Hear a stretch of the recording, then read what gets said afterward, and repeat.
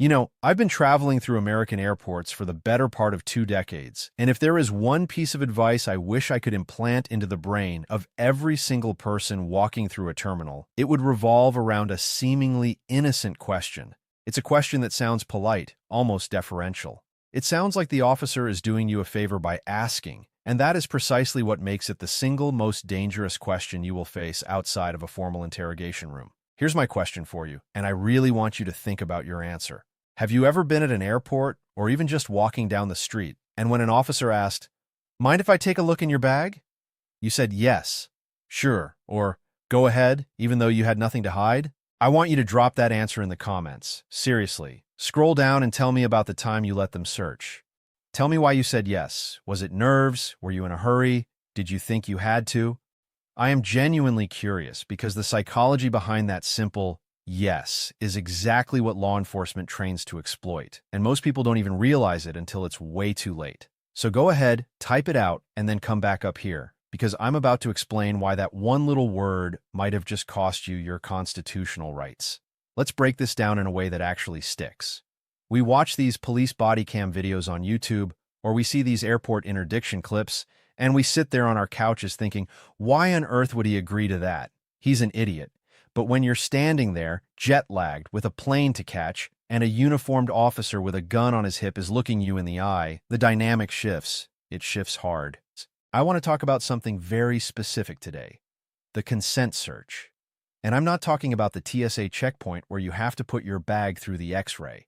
That's a condition of entry to the secure area. You agree to that screening when you buy your ticket, whether you realize it or not. I'm talking about the encounter that happens after you've cleared security, the one that happens at the gate, the one that happens at baggage claim, the one that happens on the jet bridge just as you're about to step onto the plane. The courts have a concept called the consensual encounter. In the eyes of the law, a police officer can walk up to you in an airport, flash a badge, and start asking you questions without having any reason at all to suspect you of a crime. Sounds crazy, right?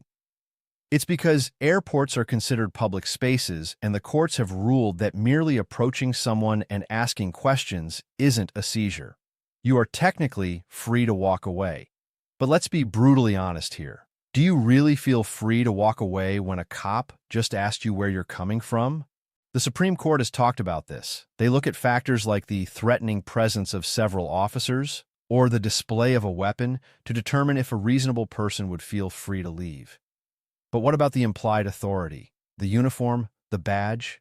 Here's where the trap gets set. The officer doesn't usually start with, "I have probable cause to search you." They can't because they probably don't have it. Instead, they build a platform. They ask where you're flying from. They ask if you packed your own bags. They make small talk. And then they drop the question. "You don't mind if I take a quick look, do you?" Now, I need you to understand the legal mechanics of what just happened. The moment you say yes, you have just done something incredibly powerful. You have waived your Fourth Amendment protection against unreasonable searches. You have handed the officer a golden key that unlocks any door they want to open. And here's the kicker. The officer does not need to tell you that you have the right to say no. The courts have consistently ruled that police are not required to inform you that you can refuse consent. In a famous case from the Ninth Circuit, United States versus Russell, the court laid out factors to determine if consent was voluntary. Things like whether the person was in custody, whether guns were drawn, whether they were told they could refuse. But the fact that they didn't tell you you could refuse, that alone doesn't make the consent invalid.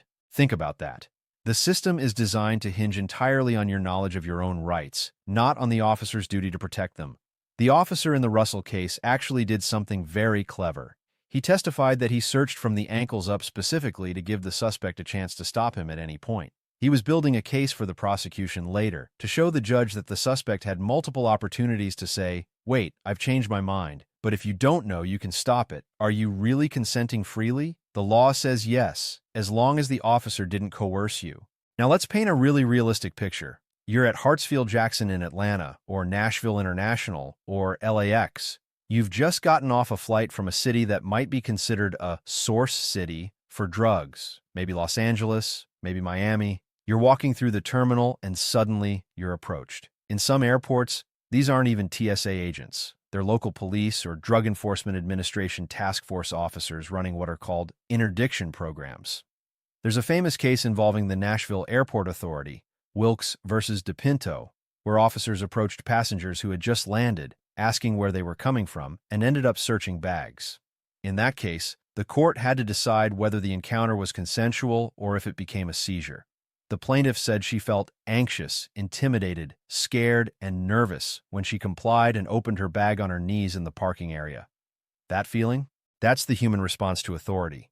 But the law looks at it objectively. Let me give you a specific warning about a specific place: the jet bridge.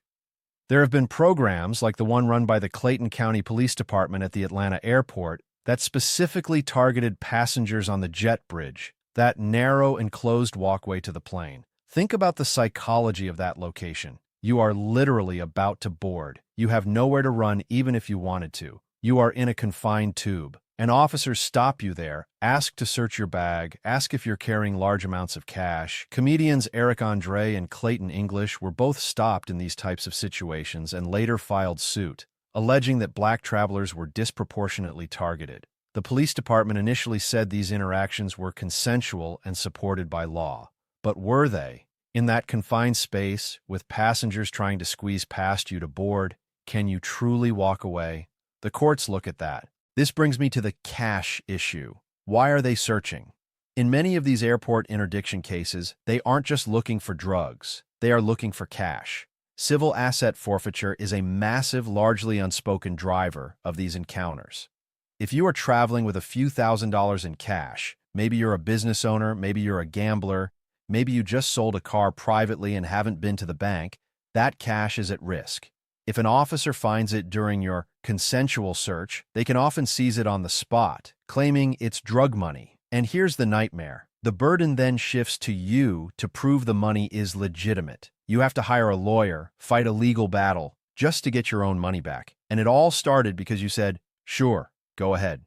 But wait, you might be thinking, "I'm a law-abiding citizen. I have nothing illegal in my bag. What do I care if they look?"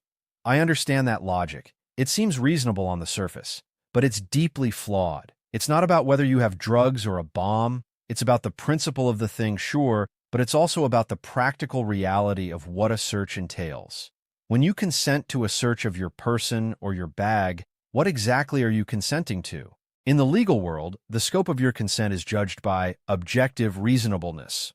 What would a reasonable officer believe the consent included?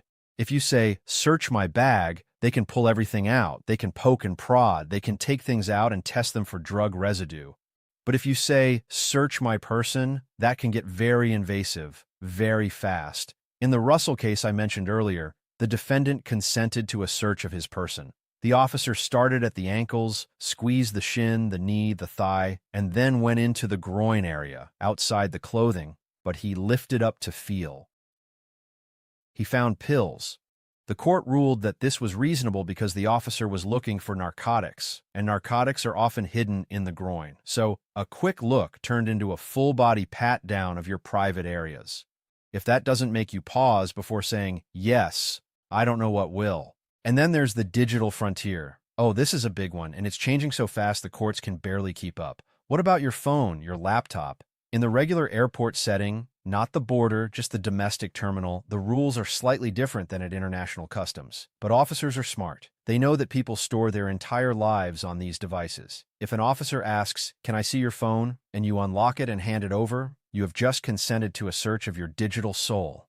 They can go through your photos, your texts, your emails, your search history. And unlike a physical bag, which contains clothes and toothpaste, your phone contains your thoughts, your private conversations, your location history. At the international border, the rules are even murkier. The government claims a border search exception to the Fourth Amendment, meaning they can search your devices without a warrant. The ACLU has been fighting this for years, pointing out that our smartphones are extensions of ourselves, holding vastly more private data than a suitcase. In 2023, Customs and Border Protection searched over 41,000 electronic devices. If you are a U.S. citizen returning from abroad and an agent asks for your password, you can refuse, but they might detain you longer or seize your device for weeks or months. If you are a visa holder or a tourist, refusing can get you denied entry entirely. The advice from experts is clear. If you must unlock it, enter the password yourself rather than divulging it, and change all your passwords afterward. Log out of your cloud storage before you land, because if your phone is connected to iCloud or Google Drive during the search, the agent effectively has access to your entire cloud history. But let's bring it back to the domestic terminal, because that's where most of us fly most often. You're standing there, and the question hangs in the air. Mind if I take a look? What do? You have options. And I want to be very clear about how to exercise them without escalating the situation, because I'm not here to tell you to be rude to police officers. That's bad advice. You want to be calm, respectful, and firm. The first option, and the most powerful, is to simply say, I do not consent to any searches. Say it clearly. Say it politely. You don't need to shout it. You don't need to add a bunch of legal jargon. Officer, I respectfully decline to consent to a search. If they ask why, you don't have to answer that either. You can say, I just don't consent. Remember, in most states, you are required to identify yourself if you are lawfully detained, but you are never required to consent to a search of your belongings. But here's the nuance. Just because you say, I don't consent, doesn't mean the search won't happen. If the officer has probable cause, meaning they have specific facts that lead them to believe a crime has been committed, they can search anyway, with or without your consent. But your refusal to consent is crucial for the aftermath. If they search you anyway and find nothing, or if they find something but your refusal to consent later, helps your lawyer argue that the search was illegal, that I do not consent statement is the anchor for your defense. It preserves your right to challenge the search in court. If you say yes, you've already lost that battle. There's a documented history of these airport stops being used in ways that raise serious racial equity concerns. The data from the Clayton County program at the Atlanta airport showed that out of 402 stops during a specific period, in cases where race was recorded, more than half of those stopped were black. And what did they find? Very little. A few grams of drugs, some gummies, a handful of pills. Yet hundreds of people were subjected to the humiliation and stress of a police stop. If you are a person of color, this reality is not abstract. It is a constant factor in travel, and it makes the advice about consent even more critical. Knowing your rights isn't just about legal theory. It's about protecting your dignity in a system that may treat you with suspicion from the moment you walk off the plane. I want to share a hypothetical that might help cement this. Imagine two passengers deplane at the same time. Passenger A is approached by an officer, asked a few questions, and then asked to search his bag. He says, I'd rather you didn't, officer. I don't consent. The officer, having no probable cause, thanks him and moves on. Passenger A walks out to his ride. Passenger B is approached next. He says, sure, no problem. I have nothing to hide. The officer finds a receipt for a money order, a wad of cash, and a notebook with names in it. The officer now has suspicion. He asks passenger B to empty his pockets. He asks to see his phone. Passenger B, still trying to be helpful, complies. 2 hours later, after missing his ride and his dinner plans, he is finally let go with nothing charged. But his cash is gone, seized for forfeiture. He has to fight for months to get it back. The only difference between passenger A and passenger B? 3 words. I don't consent. This isn't about being uncooperative. It's about understanding the gravity of the request. The officer is asking you to give up a constitutional right. It's that simple. And the law puts the burden on you to hold on to that right until the government meets a much higher standard, probable cause, and a warrant. Now, there are some travelers who will tell you, just don't talk to them at all. And legally, you have the right to remain silent. You can say, I am going to remain silent and I would like a lawyer. But in a purely consensual encounter at an airport, if you refuse to answer any questions at all, that might actually raise the officer's suspicion and prolong the interaction. So there's a tactical balance. You can answer basic questions. Where are you flying from? Without waiving your rights. But the moment it shifts to a search, that's the line. That's the moment to invoke your rights. Let me tell you why the I have nothing to hide argument drives me crazy. It's because it assumes that the only thing the police are looking for is illegal contraband. They aren't. They are looking for indicators. They are looking for nervousness. They are looking for inconsistencies in your story. They are looking for large amounts of cash. They are looking for anything that might justify digging deeper.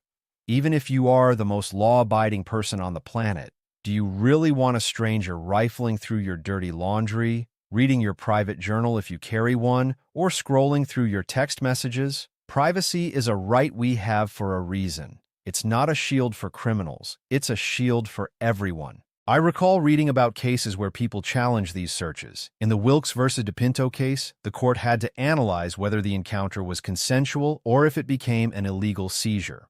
The officers appeared suddenly, were armed, and asked questions. The court looked at factors like whether a reasonable person would have felt free to leave. The plaintiff argued she felt she had to comply. That case highlights the tension between how we feel and what the law technically allows. And don't think that just because you're a pilot or a crew member, you're immune. There's a case, Roberts v. Napolitano, where pilots challenged the TSA's advanced imaging technology and pat-down procedures, arguing they violated the Fourth Amendment. The court ultimately dismissed it for jurisdictional reasons. But the point stands. Even professionals who work in the system every day find these searches invasive and have pushed back against them. So, let's get practical. You're walking through the airport. You see an officer approaching. Maybe you fit a profile. Traveling alone, one-way ticket, paid cash, from a source city. What do? First, stay calm. Don't act evasive, but don't volunteer information. If they ask to speak with you, you can politely ask, "Am I free to go?" That question is a test. If they say yes, you can simply walk away. If they say no, then you are being detained, and the rules change. They need reasonable suspicion. But if they say you're free to go, the interaction is over. Walk away. If they ask to search, use the magic words, "I do not consent to a search." Say it calmly. Don't reach for your bag to open it. Don't reach for your phone. Keep your hands visible. If they search anyway, do not physically resist. Physical resistance escalates the situation and can lead to injury or additional charges. You comply physically, but you continue to state verbally, "I do not consent." That creates a record. If they take your property, ask for a receipt. If they take your phone, get a receipt. If they let you go, write down everything you remember. Badge numbers, names, what they said, what they wore. That information is gold if you need to file a complaint, or if your lawyer needs to challenge a search later. Now, I haven't even touched on the TSA screening itself. The TSA checkpoints are administrative searches. The courts have carved out an exception for them because of the compelling interest in aviation security. You have the right to opt out of the body scanners and request a pat-down.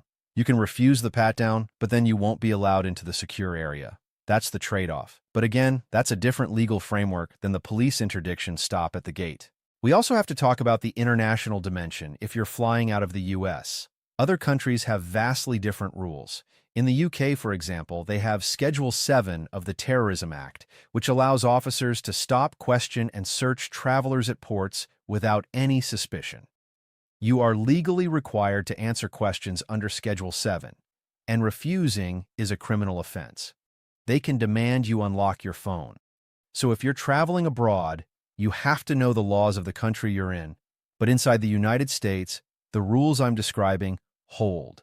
I want to circle back to the beginning. That feeling of wanting to be helpful, of wanting to prove your innocence, of just wanting to get to your gate. That's exactly what these interdiction programs rely on. They rely on your politeness. They rely on your assumption that if you have nothing to hide, you have nothing to fear. But that assumption is wrong. You have your privacy to protect. You have your rights to protect. And you have the future to protect. Because once you consent, you can't take it back. So the next time you're at an airport and an officer flashes that badge and casually asks, "Mind if I take a look?" I want you to hear my voice in your head. I want you to remember that a yes is a waiver. A yes is an invitation, and a polite, respectful, firm, "I do not consent" is the exercise of a right that people fought and died for. Have you ever said yes? Have you ever watched someone else say yes and regretted it? Tell me in the comments. Let's get this conversation started, because the more we talk about it, the more normal it becomes to politely decline, and the less power that simple question will have over us. Travel safe, know your rights, and keep your hands on your bags. I'll see you in the next one. This response is AI generated, for reference only.